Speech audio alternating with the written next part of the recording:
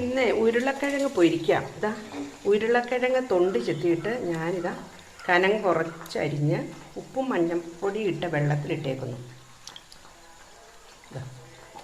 എന്നിട്ട് ഇതെടുത്തിട്ട് ഒരുണങ്ങിയ തുണി എടുത്തിട്ട് നല്ലോണം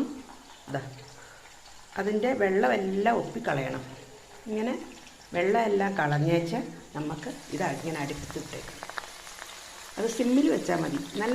നല്ല മൂത്ത ഇതിൽ എണ്ണയ്ക്കകത്ത് ഇട്ടേച്ച് പിന്നെ സിമ്മിൽ വെച്ചാൽ മതി. എന്നിട്ടിനി ഞാൻ ആകുമ്പോൾ കാണിച്ചു തരാം. കണ്ടോ കണ്ടോ, നമ്മൾ വാങ്ങിക്കുന്ന പോലെ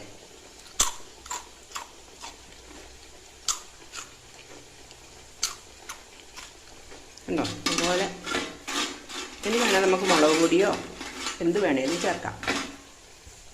കണ്ടോ, പൊട്ടറ്റോ ചിപ്സ് റെഡി. പിന്നെ ഇട്ടിട്ടുണ്ട് രണ്ടാമതിട്ടതായത്.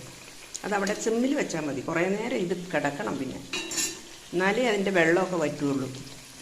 വറ്റി നല്ല ഇതുപോലെ ആവുള്ളൂ.